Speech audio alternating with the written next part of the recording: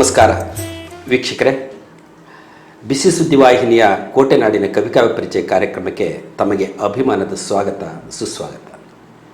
ಆತ್ಮೀಯರೇ, ಕ್ರೋಧಿನಾಮ ಸಂವತ್ಸರವನ್ನು ಹಿಂದಿಕ್ಕಿ ವಿಶ್ವಾವಸ ಸಂವತ್ಸರದ ಹೊಸ್ತಿಲಲ್ಲಿರುವಂಥ ಈ ಶುಭ ಸಂದರ್ಭದಲ್ಲಿ ಒಂದಷ್ಟು ವಿಚಾರಗಳನ್ನು, ವಿವೇಕಯುತವಾದಂಥ ಮಾತುಗಳನ್ನು, ಸಾಹಿತ್ಯ ಮತ್ತು ಸಾಂಸ್ಕೃತಿಕ ಬದುಕಿನ ಒಂದಷ್ಟು ಚಿಂತನೆಗಳನ್ನು ನಡೆಸುವ ಸಂದರ್ಭ ಇದು.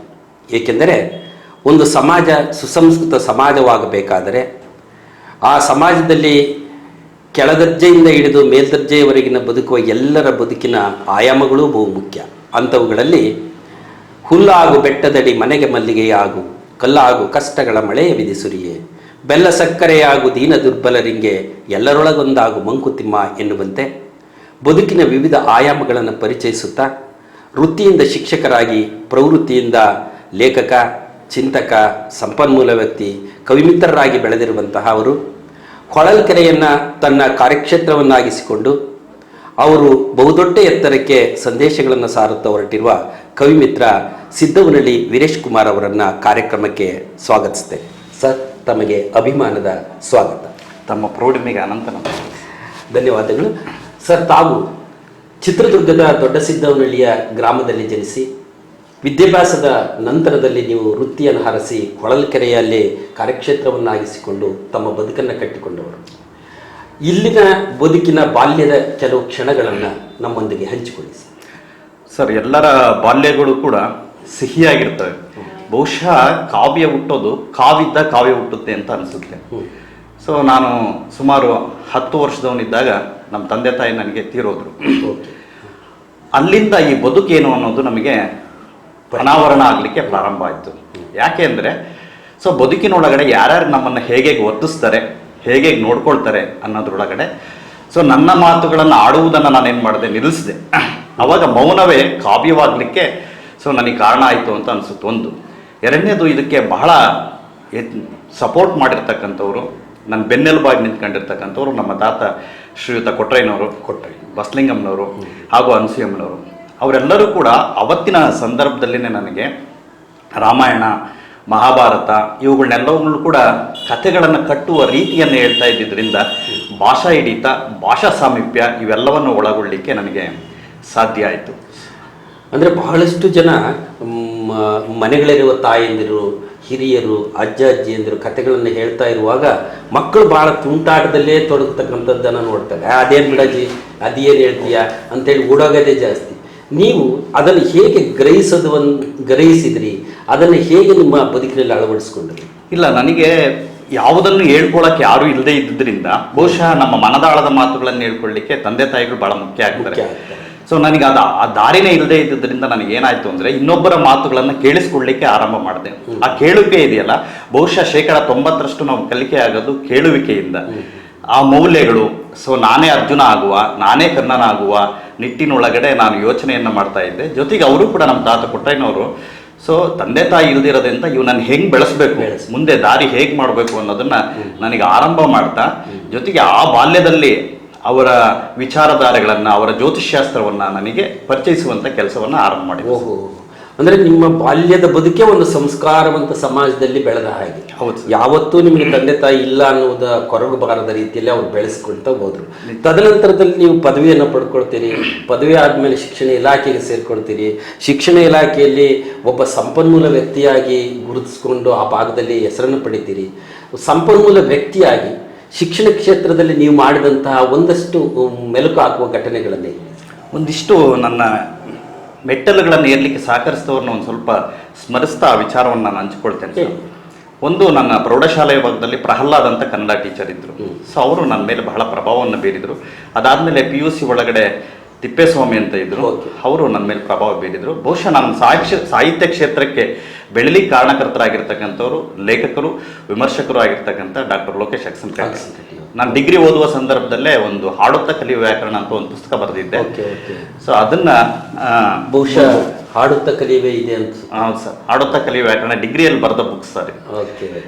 ಇದನ್ನ ನನಗೆ ಮುನ್ನುಡಿ ಬರೆದು ಬರೆಯುವಂತೆ ಪ್ರೋತ್ಸಾಹವನ್ನ ಮಾಡಿದರು. ಇಲ್ಲಿ ನಾನು ಯಾವ ಆಯಾಮವನ್ನು ನೋಡ್ಕೊಂಡೆ ಅಂದರೆ, ಸರ್ಗೆ ಯಾವ್ದು ಇಷ್ಟ ಆಯಿತು ಅಂದರೆ, ಕಲಿಕೆ ಒಳಗಡೆ ಕಂಠಪಾಠವನ್ನು ಹೊರತುಪಡಿಸಿ ಬೇರೆ ಏನೇನು ಆಯಾಮಗಳಿದಾವೆ ಅದರಲ್ಲೂ ಕೂಡ ಶಾಸ್ತ್ರಬದ್ಧ ವಿಷಯಗಳಲ್ಲಿ ನಾವು ಕೈ ಹಾಕೋದು ಕಷ್ಟದ ಕೆಲಸ.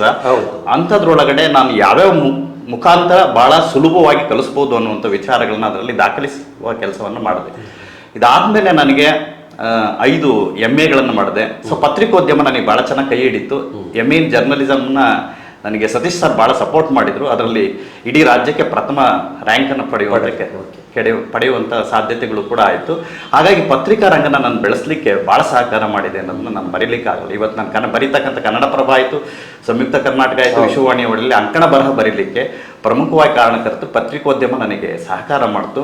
ಇದರ ನಿಟ್ಟಿನೊಳಗಡೆ ಇವತ್ತು ನನಗೆ ಹೊಳಲ್ಕೆರೆಯಲ್ಲಿ ಅತ್ಯಂತ ಸಹಕಾರ ಮಾಡ್ತಕ್ಕಂಥವ್ರು ಚಂದ್ರಶೇಖರ ತಾಳ್ಯಾರ್ ಅವರು ನನಗೆ ಅತ್ಯುತ್ತಮವಾಗಿರ್ತಕ್ಕಂಥ ಸಹಕಾರವನ್ನು ಮಾಡಿದ್ದಾರೆ. ಇನ್ನೊಬ್ಬರು ಪತ್ರಿಕೋದ್ಯಮ ಸಂಪಾದಕರಾಗಿರ್ತಕ್ಕಂಥ ಸುರೇಂದ್ರನಾಥ್ರವರು, ಜೊತೆ ಒಳಗಡೆ ಕನ್ನಡಪ್ರಭದ ಮಹಾಬಲೇಶ್ವರ ರಾವ್, ಇವರೆಲ್ಲರೂ ಕೂಡ ಬರವಣಿಗೆಗೆ ನನ್ನನ್ನು ಪೂರ್ತಿ ತೊಡಗಿಸಿದೆ ಸರ್. ವರ್ಷ ಪೂರ್ತಿ ಬರೀಲಿಕ್ಕೆ ಏನಾದ್ರೂ ಕೂಡ ಪತ್ರಿಕೆ ಒಳಗಡೆ ಬರೀಲಿಕ್ಕೆ ಅನುವು ಮಾಡಿಕೊಡ್ತಾ ನನ್ನ ಬೆಳವಣಿಗೆಗೆ ದಾರಿ ಮಾಡಿಕೊಟ್ರು ಸರ್. ನೀವು ಪತ್ರಿಕೆಯಲ್ಲಿ ಬರಿತಾ ವೃತ್ತಿಯನ್ನು ನಡೆಸ್ತಾ ಒಂದಷ್ಟು ಕೃತಿಗಳನ್ನು ಹೊರಗೆ ತಂದಿದ್ದೀರಿ ಅನ್ನೋದನ್ನು ಕೇಳ್ಪಟ್ಟೆ. ನೀವು ಬರೆದಂಥ ಪ್ರಮುಖ ಕೃತಿಗಳ ಹೆಸರುಗಳ್ಯಾವ ಸರ್? ಒಂದು ಆಡುತ್ತಾ ಕಲಿಯುವ ವ್ಯಾಕರಣ, ಸೊ ಮತ್ತೊಂದು ಚಂದದ ಛಂದೋ ವಿಜ್ಞಾನ ಅನ್ನುವಂತಹ ಕೃತಿ. ಇದು ಕುವೆಂಪು ವಿಶ್ವವಿದ್ಯಾನಿಲಯದ ಒಳಗಡೆ ಕುಮಾರ್ ಚಲ್ಯ ಅವರು ಇದಕ್ಕೆ ಬೆನ್ನುಡಿಯನ್ನು ಬರೆದಿರ್ತಕ್ಕಂಥವ್ರು. ಇದು ಏನು ವಿಶೇಷತೆ ಅಂದರೆ, ಬೇರೆದಕ್ಕೂ ಇದಕ್ಕೆ ಏನು ವಿಶೇಷತೆ ಅಂದರೆ ಏನಂದರೆ, ಸೊ ನಾಗವರ್ಮನ ಚಂದೋಂಬುದಿ ಅನ್ನುವಂತಹದ್ರೊಳಗಡೆ ಇರ್ತಕ್ಕಂಥದ್ದು ಏನಿದೆ ಅವನು ಸಂಭಾಷಣೆ ಮೂಲಕ ಬರೆದಿದ್ದಾನೆ. ಇದನ್ನು ನಾನು ನಾಟಕ ರೂಪದೊಳಗಡೆ ಜೊತೆಗೆ ಛಂದಸ್ನೊಳಗಡೆ ಹೇಗೆ ಸೈನ್ಸ್ ವಿಜ್ಞಾನ ಅನ್ನೋದು ಹೇಗಿರುತ್ತೆ ಅನ್ನುವಂಥದ್ದನ್ನ ಬರೆಯುವಂಥ ಕೆಲಸವನ್ನು ಕೃತಿ ಬಿಡುಗಡೆಗೆ ಸಿದ್ಧರಾಗಿರ್ತಕ್ಕಂಥ ಕೃತಿ ಹೊಸ ಜನ್ಮ ಹೊಸ ನೆಲೆ ಅನ್ನುವಂತಹ ಕೃತಿ. ಇದರೊಳಗಡೆ ಪತ್ರಿಕೆಯಲ್ಲಿ ಪ್ರಕಟವಾದ ಮತ್ತು ವಿವಿಧ ವ್ಯಕ್ತಿಗಳ ವಿಭಿನ್ನ ಆಯಾಮಗಳನ್ನು ಇದರೊಳಗಡೆ ತೋರಿಸುವಂಥ ಕೆಲಸಗಳನ್ನು ಇದರೊಳಗಡೆ ನಾನು ಮಾಡಿದ್ದೇನೆ ಸರ್.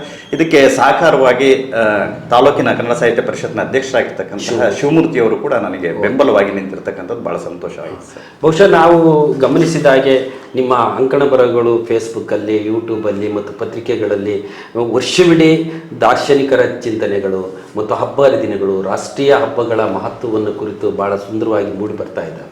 ಈ ಎಲ್ಲ ಬರವಣಿಗೆಯ ಕೃಷಿಯನ್ನು ಮೆಚ್ಚಿ ಅನೇಕ ಸಂಘ ಸಂಸ್ಥೆಗಳು ನಿಮ್ಮನ್ನು ಬೆಂಬಲಿಸಿದ್ದಾವೆ, ಪ್ರೋತ್ಸಾಹಿಸಿದ್ದಾವೆ. ನಿಮಗೆ ಬಂದಂತಹ ಬಹುಮುಖ್ಯವಾದ ಕೆಲವು ಪ್ರಶಸ್ತಿಗಳನ್ನು ಹೆಸರನ್ನು ಹೇಳಿ ಸರ್. 2024ರಲ್ಲಿ ನನಗೆ ಜಿಲ್ಲಾ ಕನ್ನಡ ರಾಜ್ಯೋತ್ಸವ ಪ್ರಶಸ್ತಿ ಬಂತು. 17ನೇ ಜಿಲ್ಲಾ ಸಾಹಿತ್ಯ ಸಮ್ಮೇಳನದೊಳಗಡೆ ಸಾಹಿತ್ಯ ಸಿರಿ ಪ್ರಶಸ್ತಿ ಬಂತು. ಮತ್ತೆ ಈ ವರ್ಷದ ಅತ್ಯುತ್ತಮ ಕವನ ಪ್ರಶಸ್ತಿಯು ಕೂಡ ಸೊ ನನಗೆ ಸಂದಿದೆ ಸರ್. ಸಂಘ ಸಂಸ್ಥೆಗಳು ಇನ್ನೂ ಹಲವಾರು ಪ್ರಶಸ್ತಿಗಳನ್ನು ನೀಡಿದೆ ಸರ್.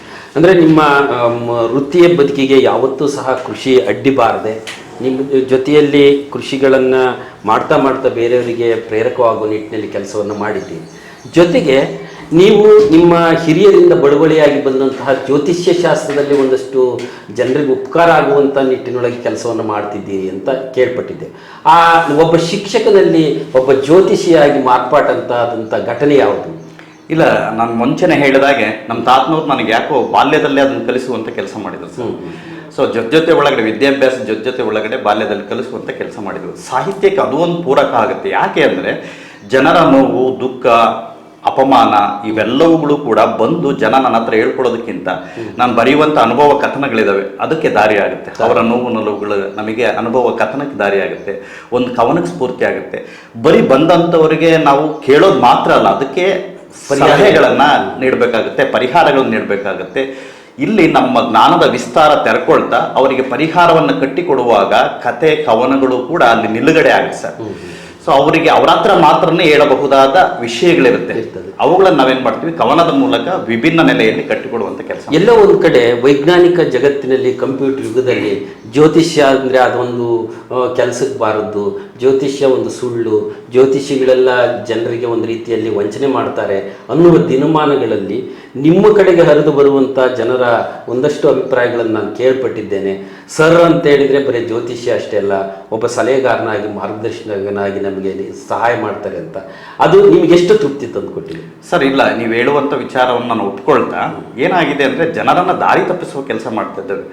ಒಂದು ಅದರ ಬಗ್ಗೆ ಅಧ್ಯಯನಗಳನ್ನು ಮಾಡದೇನೆ ಹೇಳುವಂತಹ ಒಂದಿಷ್ಟು ಮುಖಗಳಿದ್ದಾವೆ, ಅವುಗಳಿಂದ ನಮಗೆ ಈ ಸಮಾಜಕ್ಕೆ ಕೆಟ್ಟ ಹೆಸರು ಬರ್ತಾ ಇದೆ ಹೊರತು ಜ್ಯೋತಿಷ್ಶಾಸ್ತ್ರ ಅದು ಕೆಟ್ಟದ್ದು ಅನ್ನುವಂಥದ್ದಲ್ಲ. ಅದು ಕೂಡ ಖಗೋಳಶಾಸ್ತ್ರದ ಒಂದು ಶಾಖೆ ಆಗಿರೋದ್ರಿಂದ ಸೊ ಬಂದಂಥವರನ್ನ ನಾವು ಆರ್ಥಿಕ ವಿಚಾರಗಳಲ್ಲಿ ಮಾತ್ರ ಯೋಚನೆ ಮಾಡ್ದೇನೆ, ಬರೀ ಲಾಭಕ್ಕೆ ಮಾತ್ರ ಬಳಸ್ಕೊಳ್ದೇನೆ, ಅವರ ಒಬ್ಬ ಸಾಹಿತಿಯಾಗಿ ಏನು ಕೆಲಸ ಆಗುತ್ತೆ ಅಂದರೆ ಅವರ ನೋವು ದುಃಖ ದುನ್ಮಾನಗಳು ನನಗೆ ಅರ್ಥ ಆಗುತ್ತೆ ಸರ್. ಹಾಗಾಗಿ ಹಣಕ್ಕೆ ಅಪೇಕ್ಷೆ ಪಡ್ದೇನೆ ಸೊ ಅವ್ರಿಗೆ ಏನು ಸಲಹೆ ಕೊಟ್ಟರೆ ಒಳ್ಳೇದಾಗುತ್ತೆ ಅನ್ನೋದ್ರ ಒಂದು ಕಡೆಗೆ, ಇನ್ನೊಂದು ನಾನು ಸ್ವಲ್ಪ ಅದ್ರ ಬಗ್ಗೆ ಅಧ್ಯಯನ ಮಾಡಲಿಕ್ಕೆ ಈ ಓದು ಮತ್ತೊಂದು ಸಹಕಾರಿಯಾಗಿರೋದ್ರಿಂದ ಅದರ ಒಳಮುಖಗಳು ನನಗೆ ಗೊತ್ತಿದೆ ಸರ್. ಸೊ ಎಷ್ಟೋ ಜನ ಅದರಿಂದ ನೆಮ್ಮದಿಯನ್ನು ಕಂಡುಕೊಳ್ಳುವಂಥ ಸ್ಥಿತಿಗತಿ ಒಳಗಡೆ ಇದ್ದಾರೆ. ಹೇಗೆ ದೇವಸ್ಥಾನಕ್ಕೆ ಹೋದ್ರೆ ಒಂದು ನೆಮ್ಮದಿ ಆಗುತ್ತೋ, ಇಟ್ ಇಸ್ ಅನ್ ಸೈಕಾಲಜಿ, ಅದೊಂದು ಮನೋವಿಜ್ಞಾನ. ಆ ಮನೋವಿಜ್ಞಾನದ ಮೂಲಕ ಅವನು ಹಾಸ್ಪಿಟ್ಲಿಗೆ ಹೋಗ್ದಾನೆ, ಹಣ ಖರ್ಚು ಮಾಡ್ದಾನೆ, ಮಾನಸಿಕವಾಗಿ ನೆಮ್ಮದಿಯನ್ನು ಹೇಗೆ ಪಡಿಬೋದು ಅನ್ನೋದು ಕೆಲವಾರು ವಿಚಾರಗಳು ನನಗೆ ಅಧ್ಯಯನದಿಂದ ನಮ್ಮ ತಾತನವರಿಂದ ಗೊತ್ತಾಗಿದೆ. ಆ ಮೂಲಕ ಸಹಕಾರ ಮಾಡಿ ಅಲ್ಲ, ಆ ಕಾರಣಕ್ಕಾಗಿನೇ ವೀರೇಶ್ ಸರ್ ಅಂತ ಹೇಳಿದ್ರೆ, ಇಲ್ಲಪ್ಪ ಅವ್ರು ಬರೀ ಮೇಷ್ಟ್ರು ಅಷ್ಟೇ ಅಲ್ಲ, ಒಬ್ಬ ಒಳ್ಳೆ ಸಲಹೆಗಾರ ಅನ್ನುವಂಥ ಹೆಸರನ್ನು ಪಡ್ಕೊಂಡಿದ್ದೀರಿ. ಜೊತೆಗೆ ನೀವು ಇವನ್ನೆಲ್ಲ ಸಂಗ್ರಹಿಸ್ತಾ ಹೊರಟಾಗ ಒಬ್ಬ ಕವಿಯಾಗಿ ರೂಪುಗೊಂಡ್ರಿ. ಶಾಲೆಯಲ್ಲಿ ವಿದ್ಯಾರ್ಥಿಗಳಿಗೆ ಪಠ್ಯದಲ್ಲಿ ಬರುವ ಕವನಗಳನ್ನು ವಾಚಿಸೋದ್ರ ಜೊತೆಗೆ ನೀವು ಕಂಡುಕೊಂಡಂಥ ನೋವು ನಲಿವು ಕಷ್ಟ ಸುಖ ವಿದ್ಯಮಾನಗಳನ್ನು ಪ್ರಚಲಿತಪಡಿಸ್ತಾ ಕವನವನ್ನು ಕಟ್ತಾ ಹೊರಟ್ರಿ. ಆ ಕವನವನ್ನು ಕಟ್ಟುವ ಸಂದರ್ಭದಲ್ಲಿ ನಿಮಗೆ ಯಾವ ವಿಚಾರಗಳನ್ನು ಓದುಗರಿಗೆ ಕೊಟ್ಟರೆ ಸೂಕ್ತ ಅಂತೇಳಿ ನೀವು ಕೇಂದ್ರೀಕರಿಸಬಹುದಾದ ಕ್ಷೇತ್ರ ಯಾವ? ಇಲ್ಲ, ಇವತ್ತು ಬಹಳ ಪ್ರಮುಖವಾಗಿ ಮೌಲ್ಯಗಳನ್ನು ಕೇಂದ್ರೀಕರಿಸಬೇಕಾಗಿದೆ ಸರ್. ಯಾಕೆ ಅಂದರೆ ವೃದ್ಧಾಶ್ರಮಗಳು ಹೆಚ್ಚಾಗ್ತಿದೆ. ನಾನು ಒಂದು ಪದ್ಯದಲ್ಲಿ ಒಂದು ಸಾಲು ಬರೀ, ಹಿರಿಯರೇ ನಮ್ಮ ಆಸ್ತಿ, ಹಾಗಾಗಿ ವೃದ್ಧಾಶ್ರಮ ಜಾಸ್ತಿ ಅಂತ. ಸೊ ಮೇಲೆ ಹೇಳಿಕೆ ಆಗ್ತಿದೆ, ಪಾಲನೆ ಆಗ್ತಾ ಇಲ್ಲ. ಸೊ ಮೌಲ್ಯಗಳು ಮರೆಮಾಚುತ್ತಿರುವ ಇಂದಿನ ದಿನಮಾನಗಳೊಳಗಡೆ ಮೌಲ್ಯಗಳನ್ನು ತಿಳಿಸುವಂಥ ಕೆಲಸ ಬಹಳ ಪ್ರಮುಖವಾಗಿದೆ. ಸೊ ನಿಮ್ಮ ಕಾಲಘಟ್ಟದೊಳಗಡೆ ಹೊಟ್ಟೆ ಊಟಿಲ್ಲ ಅಂತ ಯೋಚನೆ ಮಾಡ್ತಾ ಇದ್ವಿ. ಇವತ್ತು ಎಲ್ಲ ಇದೆ. ಸೊ ಒಬ್ಬರನ್ನ ಸಲಹುವ, ಒಬ್ಬರನ್ನ ಪ್ರೀತಿಸುವ ಮುಖಗಳು ಇಲ್ದಂಗೆ ಆಗಿದಾವೆ ಸರ್. ಹಾಗಾಗಿ ಆ ನಿಟ್ಟಿನೊಳಗಡೆ ಯೋಚನೆ ಮಾಡಬೇಕು. ನಾನು ಅದಕ್ಕೆ ಈ ಶಿಕ್ಷಕ ವೃತ್ತಿಯಲ್ಲಿ ಏನು ಮಾಡ್ತೀನಿ ಮಕ್ಕಳಿಗೆ ಅಂದರೆ, ಸರಳವಾಗಿರ್ತಕ್ಕಂಥ ಏನಿವತ್ತು ರೀಲ್ಸ್ಗೆ ಮೊರೆ ಹೋಗ್ಬಿಟ್ಟಿದ್ದಾರೆ, ಆ ರೀಲ್ಸನ್ನು ರಿಯಲ್ಸ್ ಅಂತ ಅಂದ್ಕೊಂಡು ಬದುಕ್ತಾ ಇರ್ತಕ್ಕಂಥ ಕಾಲಘಟ್ಟದೊಳಗಡೆ ನಾನು ಅತಿ ಚಿಕ್ಕದಾದ ನಾಟಕಗಳನ್ನು ಕಥೆಗಳನ್ನು ಬರೆದು ಮಕ್ಕಳ ಮೂಲಕ ಅದನ್ನು ಆಡಿಸ್ತೀನಿ ಸರ್. ಆಡಿಸಿ ಅವ್ರಿಗೆ ಮೌಲ್ಯಗಳು ಅದರೊಳಗಡೆ ಇನ್ವಾಲ್ವ್ ಆಗುತ್ತೆ ಸರ್. ಅದರಲ್ಲಿ ಪಾತ್ರದಲ್ಲಿ ತಲ್ಲೀನರಾದ ತಕ್ಷಣ ಅವ್ರು ಅದರೊಳಗಡೆ ಮುಳುಗಲಿಕ್ಕೆ ಸಾಧ್ಯತೆಗಳಾಗತ್ತೆ. ಅವ್ರನ್ನ ಜೊತೆ ಒಳಗಡೆ ಜಿಲ್ಲಾ ಮಟ್ಟ, ರಾಜ್ಯ ಮಟ್ಟ, ಹೀಗೆ ಅವ್ರನ್ನ ಕರ್ಕೊಂಡೋಗಿ ಅಲ್ಲಿಯೂ ಕೂಡ ಮೌಲ್ಯಗಳೇನು ಅನ್ನುವಂಥದ್ದನ್ನ ಸಾಕ್ಷೀಕರಿಸುವ ಕೆಲಸವನ್ನು ಮಾಡ್ತಾ ಇದ್ದಾರೆ. ಹಾಗಾದ್ರೆ ನೀವು ಬರೆದಂತಹ ಕವನಗಳಲ್ಲಿ ಈ ಹೊತ್ತು ನಮ್ಮೊಟ್ಟಿಗೆ ಒಂದು ಮೌಲ್ಯಯುತವಾದ ಕವನವನ್ನು ವಾಚನ ಮಾಡಿ ಸರ್. ಕವನದ ಶೀರ್ಷಿಕೆ ನೀನೊಮ್ಮೆ ಬಂದು ಬಿಡು ಅಂತೇಳಿ. ನೀನೊಮ್ಮೆ ಬಂದು ಬಿಡು ಅಂತ ಹೇಳಿ. ಸೊ ಇದನ್ನ ಹೇಳ್ತಾ ಹೋಗ್ತೀನಿ, ಆಮೇಲೆ ನೀವೇ ಚರ್ಚೆ ಮಾಡ್ತೀರಿ ಸರ್. ಸೊ ನೀನೊಮ್ಮೆ ಬಂದು ಬಿಡು, ನೀನೊಮ್ಮೆ ನನ್ನನ್ನೊಮ್ಮೆ ಆಲಂಗಿಸಿ ಬಿಡು, ಇಲ್ಲವಾದರೆ ಕಣ್ಣಿಗಾದರೂ ಕಾಣಿಸಿಕೊಂಡು ಬಿಡು, ಸ್ವಪ್ನದಲ್ಲಾದರೂ ಬಂದು ಹೋಗಿಬಿಡು, ಹೃದಯದ ಮಾತಾದರೂ ಕೇಳಿಸಿಕೊಂಡು ಬಿಡು. ಮನದೊಡಲ ಮಳೆ ಹೆಚ್ಚಾಗಿ, ಕೆಸರು ಕೊಚ್ಚೆಯಾಗಿ, ನಾಯಿ ಕೊಡೆಗಳ ಬೆಳೆಯಾಗಿ, ಅಲ್ಲಿ ನೆರಳಿಲ್ಲ ಸುಖವಿಲ್ಲ, ಮನದ ಮಾತು ಕೇಳುವವರಿಲ್ಲ, ನೀನೊಮ್ಮೆ ಬಂದು ಬಿಡು. ಸಂಭ್ರಮವ ಸಂಭ್ರಮಿಸುವವರಿಲ್ಲ, ಬರೀ ಅಪಮಾನ ಅನುಮಾನಿಸುವರೆಲ್ಲ, ವ್ಯಂಗ್ಯ ಚಿತ್ರಕಾರರೆಲ್ಲ, ಇಲ್ಲಿ ಹಸಿವಿಲ್ಲ ನಿದಿರಿಲ್ಲ, ಕಥೆಯ ಕೇಳುವರಿಲ್ಲ, ಬದುಕು ಬರಡೆಲ್ಲ, ನೀನೊಮ್ಮೆ ಬಂದು ಬಿಡು. ನಿನ್ನೊಡಲೊಳಗೆ ನಾನಿಷ್ಟು ಬೆಚ್ಚಗಿದ್ದೆ, ಅಲ್ಲಿ ನಿನ್ನೂಟ ನನ್ನೂಟ, ನಿನ್ನೋಟ ನನ್ನೋಟ, ನೀ ಕೊಟ್ಟ ರಸದೂಟ ರಸತೋಟ, ಜಗದಾಟ ಮೈಮಾಟ, ಕಲಿಸಲು ಪಾಠ, ನೀನೊಮ್ಮೆ ಬಂದು ಬಿಡು. ಜಗದ ಸೆರೆಯೊಳಗೆ ನಾ ಬೆಚ್ಚಿದ್ದೆ, ನೀ ನನ್ನ ಸೆರೆಗೊಳಗೆ ಬಚ್ಚಿದ್ದೆ, ಬಿದ್ದಿದ್ದು ಎದ್ದಿದ್ದು ಕಚ್ಚಿದ್ದು ಜರಿದದ್ದು ನೀನೆಲ್ಲ ಮರೆಸಿದ್ದು, ಬದುಕುವ ರೀತಿ ತೋರಿಸಿದ್ದೆ, ಅದಕ್ಕಾಗಿ ನೀನೊಮ್ಮೆ ಬಂದು ಬಿಡು. ನಿನ್ನಂಥವರಿಗಾಗಿ ಊರೂರು ಅಲೆದಾಡಿ ಅವರೇ ನಾವು ಅಂದರು, ಮೇಲೆ ಒಳಪು ಒಳಗೆ ತಳುಕು, ಮೇಲೆ ಬೆಣ್ಣೆ ಒಳಗೆ ದೊಣ್ಣೆ, ನೋಡಿ ಉರಿ ಉರಿಗೊಂಡು ಕಾಯುತ್ತಿಹೆನು, ನನಗಾಗಿ ನೀನೊಮ್ಮೆ ಬಂದು ಬಿಡು. ನೀನಿದ್ದ ದಿನ ನನಗೆ ಎಷ್ಟು ವರ್ಷ, ನೀ ಹೋದಾಗ ನನಗೆ 10 ವರ್ಷ, ನಿನ್ನ ನೆನೆದು 10 ನನಗೀಗ 40 ವರ್ಷ, ಮಾತುಗಳು ಉಳಿದಿವೆ 30 ವರ್ಷ, ನೀನೊಮ್ಮೆ ಬಂದು ಬಿಡು. ಮನೆ ಹೆಂಡತಿ ಮಕ್ಕಳು ಸಂಬಂಧಿಗಳು ಸಂಪತ್ತಿವೆ, ಮನೆ ಹೆಂಡತಿ ಮಕ್ಕಳು ಸಂಬಂಧಿಗಳು ಸಂಪತ್ತಿವೆ, ನೀನಿಲ್ಲ ನೀನಿರುವ ಹಾಗಿಲ್ಲ, ನಾನು ಕೂಡ ನಾನಾಗಿಲ್ಲ, ಬಿಚ್ಚದಿರುವ ಸತ್ಯಗಳನ್ನೆಲ್ಲ ಸಾರಿ ಸಾರಿ ಹೇಳಬೇಕಾಗಿದೆ, ನೀನೊಮ್ಮೆ ಬಂದು ಬಿಡು. ಬಿಡು ಬಿಡು ಇನ್ನು ಏನೇನೋ ಎಲ್ಲ, ನಿನ್ನ ತೊಡೆಯ ಮೇಲೆ ತಲೆ ಇಟ್ಟು ಒಂದೇ ಉಸಿರಿನಲ್ಲಿ ಉಸಿರಿ ನನ್ನನ್ನ ಮರೆಯಬೇಕಾಗಿದೆ, ನಿನ್ನೊಲುಮೆಗಾಗಿ ಶಬರಿಯಂತೆ ಜಪಿಸುತ್ತೀಯೇನು, ನೀನೊಮ್ಮೆ ಬಂದು ಬಿಡು. ನೀನು ಅನ್ನುವ ಆ ಶಬ್ದ ಬರೋದಕ್ಕೆ ಸಾಧ್ಯತೆ ಇಲ್ಲದೇ ಇರುವಂತಹ ವಾಸ್ತವದ ಸಂಗತಿಯ ಅರಿವಿನಲ್ಲಿಯೂ ಸಹ ಮತ್ತೊಮ್ಮೆ ಮರುಕಳಿಸಿ ಅದನ್ನು ನೆನಪು ಮಾಡಿಕೊಂಡು ಆ ತೊಡೆಯ ಮೇಲೆ ಮಲಗಿ ವಿಶ್ರಮಿಸಬೇಕಾದಂಥ ಇದನ್ನು ಇಲ್ಲಗಳ ಮಧ್ಯೆ ಇದನ್ನು ಕಟ್ಟಿದ ಸಂದರ್ಭ ಯಾವುದು ಸರ್? ನಮ್ಮ ಪ್ರಾರಂಭದಲ್ಲಿ ಹೇಳ್ದಾಗೇನೆ ಸೊ ನನ್ನ ತಾಯಿ ನನಗೆ ಭಾಳ ಸರಿ ಕಾಡ್ತಾರೆ. ಹೌದು. ಸೊ ಹಾಗಾಗಿ ಯಾರಾದರೂ ತಮ್ಮ ಅಭಿಪ್ರಾಯಗಳನ್ನು, ತಮ್ಮ ಸಂತೋಷಗಳನ್ನು ನೋಡಿ ಸಂತೋಷ ಪಡುವ ಏಕೈಕ ವ್ಯಕ್ತಿ ಅಂದರೆ ತಂದೆ ತಾಯಿ ಹೊರಗಡೆ. ಸೊ ನನಗೆ ಇವಾಗಲೂ ಕೂಡ ಕಾಡೋದೇನು ಅಂದರೆ ನನ್ನ ಸಂತೋಷವನ್ನು ನೋಡಲಿಕ್ಕೆ ಒಂದು ನಿಜವಾದ ಜೀವ ಇಲ್ಲಲ್ಲ ಅನ್ನುವಂಥ ನಿಟ್ಟಿನೊಳಗಡೆ ಇರೋವಂಥದ್ದು. ಆ ನಿಟ್ಟಿನೊಳಗಡೆ ಬರೆದಂಥ ಪದ್ಯ ಒಂದು ಕಡೆ ಆದರೆ, ಇನ್ನೊಂದು ಕಡೆ ಇನ್ನೊಂದು ಹೇಗೆ ದಾರಿದೀಪ ಆಗುತ್ತೆ ಅಂದರೆ, ತಂದೆ ತಾಯಿ ಇರುವಂಥವರು ತಂದೆ ತಾಯಿಗಳನ್ನ ಚೆನ್ನಾಗಿ ನೋಡ್ಕೋಬೇಕು. ಯಾಕೆಂದ್ರೆ ಇಲ್ಲದೆ ಇರೋರು ಕೊರಗೇನು ಅಂತ ಅರ್ಥ ಆದರೆ, ಸೊ ಇದ್ದವ್ರು ಹೇಗೆ ನೋಡ್ಕೊಳ್ಬೇಕು ಅನ್ನೋದು ಅರ್ಥ ಆಗುತ್ತೆ. ಜಾಗೃತಿಯನ್ನು ಮೂಡಿಸುವಂಥ ಒಂದು ನಿಟ್ಟಿನೊಳಗೆ ಬಹಳ ಅರ್ಥಪೂರ್ಣವಾದಂಥ ಒಂದು ಕವನ. ತಾಯಿ ಎನ್ನುವ ವಸ್ತು ಪ್ರತಿಯೊಬ್ಬ ವ್ಯಕ್ತಿಗೆ ಎಷ್ಟು ಅವಶ್ಯ ಮತ್ತು ಇದ್ದಾಗ ಅವರನ್ನು ನಾವು ನೋಡಬಹುದಾದಂಥ ಸ್ಥಿತಿಗತಿಗಳು ಹೇಗಿದ್ದರೆ ಚೆನ್ನ ಅನ್ನುವಂಥದ್ದನ್ನು ತಿಳಿಸಿದ್ದೀವಿ. ಹಾಗೆಯೇ ಮತ್ತೊಂದು ಕವನವನ್ನು ವಾಚನ ಸರ್, ತಿಥಿಯ ಊಟ ಅನ್ನೋದು ತಿಥಿಯ ಊಟ ಮತ್ತೊಂದು ಕವನ ಸರ್. ಓಕೆ. ಜನ ತಿನ್ನುತ್ತಿದ್ದಾರೆ ಏನೇನನ್ನೋ, ಅವರನ್ನಲ್ಲ ಪಕ್ಕದವರನ್ನು. ತಿಂದದ್ದು ಕರಗದೆ ವಾಂತಿಯಲ್ಲಿ ಹುಡುಕುತ್ತಿದ್ದಾರೆ. ಪಕ್ಕದವರದು ತಿಂದ ಮೇಲೆ ಬೆದಕುತ್ತಿದ್ದಾರೆ. ಭೂಮಿಯ ಬಗೆಯುತ್ತಿದ್ದಾರೆ. ಹಣ ಬೆಳ್ಳಿ ಬಂಗಾರ ದೋಚುತ್ತಿದ್ದಾರೆ. ಬಡವರ ಬದುಕು ಇಸುಕುತ್ತಿದ್ದಾರೆ. ಮೈಯೆಲ್ಲ ಬಂಗಾರ, ಮನಸ್ಸೆಲ್ಲ ಕಾಗೆ ಬಂಗಾರ. ತಿಂದು ತೇಗಿ ಮೆರೆದ ಮೇಲೆ ಹೊಟ್ಟೆ ಮಾತ್ರ ಅಳಿಯಲಿಲ್ಲ. ಅದು ಕರಗಿಸುವ ವಸ್ತು ಅಲ್ಲ. ಮೆರೆದಾಡುತ್ತಿದ್ದ ಮರದ ಕೆಳಗೆ ನೋಡಲೆಂದು ಮರದ ಮೇಲೆ ಈಶ ಯೇಸು ಕೃಷ್ಣ ಅಲ್ಲ ಎಲ್ಲ ಅಲ್ಲೇ ಇದ್ದರು. ಈಶ ಯೇಸು ಕೃಷ್ಣ ಅಲ್ಲ ಎಲ್ಲ ಅಲ್ಲೇ ಇದ್ದರು. ಕರ್ಮ ಫಲವ ಕೊಟ್ಟರು. ಸಿಹಿ ಹೆಚ್ಚು ತಿಂದನೆಂದು ಶುಗರು ಇಟ್ಟರು. ಬಡ ಬಡಿದಾಡಿದ ಹೃದಯಕ್ಕೆ ಬಿಪಿಯನ್ನು ಇಟ್ಟರು. ನೋಡಲೆಂದು ಅಲ್ಲೇ ಕುಳಿತರು. ಏನು ಇಲ್ಲದಾಗ ಎಲ್ಲ ತಿನ್ನುತ್ತಿದ್ದ, ಎಲ್ಲ ಮುಂದೆ ಇರುವಾಗ ತಿನ್ನಲೆದರುತ್ತಿದ್ದ. ಇದ ನೋಡಿ ದೇವ ನಗುತ್ತಿದ್ದ. ಬೆನ್ನ ಹಿಂದೆ ಇದ್ದ ಜನ ಬೆನ್ನು ತೋರಿಸಿ ಹೋದರು. ಆಳು ಕಾಳು ಸಂಬಂಧಿಗಳೆಲ್ಲ ಕಣ್ಮರೆಯಾದರು. ದೇವರೆಲ್ಲ ಮೇಲೆ ಆಟವಾಡುತ್ತಿದ್ದರು. ಒಡೆದ ಹೊಟ್ಟೆ ಕರಗಲಿಲ್ಲ. ಕರಗಿಸುವ ವಸ್ತು ಇದ್ದರೂ ಕರಗಿಸಲು ವಯಸ್ಸಿಗಿಲ್ಲ. ಇಷ್ಟಕ್ಕಾಗಿ ತನ್ನ ಇಷ್ಟಕ್ಕಾಗಿ ಎಷ್ಟು ಕಷ್ಟಪಡಿಸಿದ. ಕೊನೆಯ ಆಟ ಕಲಿಸಿದ ಪಾಠ ಅರ್ಥವಾಗುವ ಹೊತ್ತಿಗೆ, ಕೊನೆಯ ಆಟ ಕಲಿಸಿದ ಪಾಠ ಅರ್ಥವಾಗುವ ಹೊತ್ತಿಗೆ ದೇವರೀಗ ಮಾಡುತ್ತಿದ್ದ ತಿಥಿಯ ಊಟ. ದೇವರೀಗ ಮಾಡುತ್ತಿದ್ದ ತಿಥಿಯ ಊಟ. ಈ ಕವನದ ಕೇಂದ್ರ ವಸ್ತು ಏನು ಸರ್? ಮನುಷ್ಯ ಒಡೆದಾಡ್ತಾ ಇದ್ದಾನೆ. ಏನು ಹೊಡೆದಾಡ್ತಾ ಇದ್ದಾನೆ? ಹಣ, ಸೊ ಬಂಗಾರ, ಹೆಣ್ಣು, ಇವಕ್ಕೆಲ್ಲ ಒದ್ದಾಡ್ತಾ ಇದ್ದಾನೆ. ವಾಸ್ತವವಾಗಿ ಕೊನೆಗೆ ಅವ್ನಿಗೆ ಏನು ಬೇಕು ಅನ್ಸುತ್ತೆ ಅಂದರೆ ನೆಮ್ಮದಿ ಬೇಕು ಅನ್ಸುತ್ತೆ. ಅವ್ನು ನೆಮ್ಮದಿಯ ಹೊಸ್ತಿಲಲ್ಲಿ ಇರಬೇಕಾದ್ರೆ ಎಲ್ಲವನ್ನ ಕಳ್ಕೊಂಡಿರ್ತಾನೆ. ಅದನ್ನ ಏನನ್ನೂ ಕೂಡ ಅನುಭವಿಸಕ್ಕೆ ಬರದೇ ಇರ್ತಕ್ಕಂಥ ಪರಿಸ್ಥಿತಿ ಒಳಗಡೆ ಇರ್ತಾನೆ.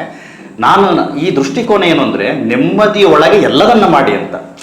ಸೊ ನೆಮ್ಮದಿಯನ್ನು ಹೊರತುಪಡಿಸಿ ಏನು ಮಾಡಕ್ ಹೋಗ್ಬಿಡ್ರಿ, ಎಲ್ಲದನ್ನು ಮಾಡ್ರಿ, ನೆಮ್ಮದಿಯನ್ನ ಜೊತೆಗಿಟ್ಕೊಂಡು ಎಲ್ಲದನ್ನ ಮಾಡಿ ಅನ್ನೋದು ಈ ಒಂದು ಕವನದ ಹಿತಮಿತವಾದಂತಹ ಬದುಕನ್ನು ಕಟ್ಟಿಕೊಳ್ಬೇಕು.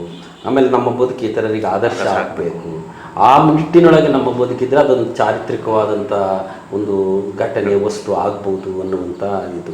ಜೊತೆಗೆ ನಿಮ್ಮ ಬರವಣಿಗೆಯ ಶೈಲಿ, ಆ ಪದ ಕಟ್ಟುವ ರೀತಿ, ಒಂದಷ್ಟು ನಿಮ್ಮ ಪಕ್ವತೆಯರಿಗೆ ನಡೆಯುವಂಥ ಮುನ್ಸೂಚನೆಗಳು ಎದ್ದು ಕಾಣ್ತಾ ಇರ್ತಾವೆ. ನೀವು ಈ ಶಿಕ್ಷಣ ಕ್ಷೇತ್ರದಲ್ಲಿದ್ದೂ ಸಹ ಈ ರೀತಿಯ ಜಾಗೃತಿಯನ್ನು ಮೂಡಿಸ್ಬೋದು ಅನ್ನೋದಕ್ಕೆ ನೀವು ಕಂಡುಕೊಂಡಂತಹ ಸತ್ಯ ಇಲ್ಲ. ಅಂತರಂಗದ ಪುಟ ತೆರಿಬೇಕು ಸರ್. ಬಸವಣ್ಣ ಯಾವತ್ತೂ ಕೂಡ ತನ್ನೊಳಗೆ ತಾನು ಸಂಘರ್ಷ ಮಾಡಿಕೊಂಡ. ಸೊ ಪ್ರತಿಯೊಬ್ಬರಿಗೂ ಕೂಡ ಒಂದು ಕವಿತೆ ಆರಂಭ ಆಗೋದು ಅಂತರಂಗದ ಒದ್ದಾಟ ಆದಾಗ.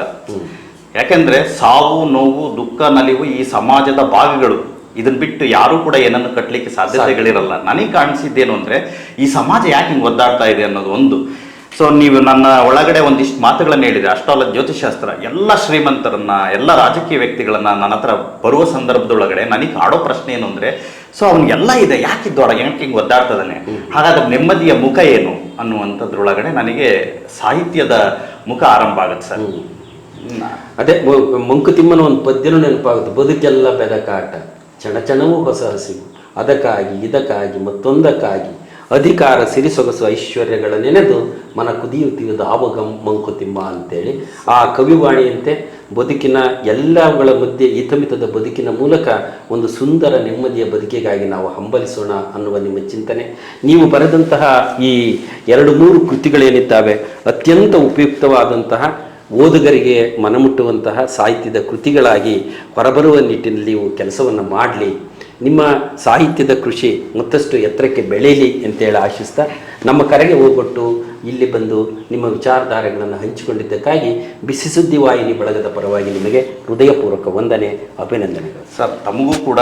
ಯಾಕೆ ಅಂದರೆ ಒಂದು ನಿರಪೇಕ್ಷತೆಯಿಂದ ಈ ಒಂದು ಬಿಸಿ ಸುದ್ದಿ ವಾಹಿನಿ ನಡೀತಾ ಇದೆ. ತಾವು ಕೂಡ ಭಾಷಾ ಪ್ರೌಢಿಮೆಯನ್ನು ಅದ್ಭುತವಾಗಿ ಒಳಗೊಳ್ಳೋದು, ಅದರಲ್ಲಿ 2 ಮಾತಿಲ್ಲ.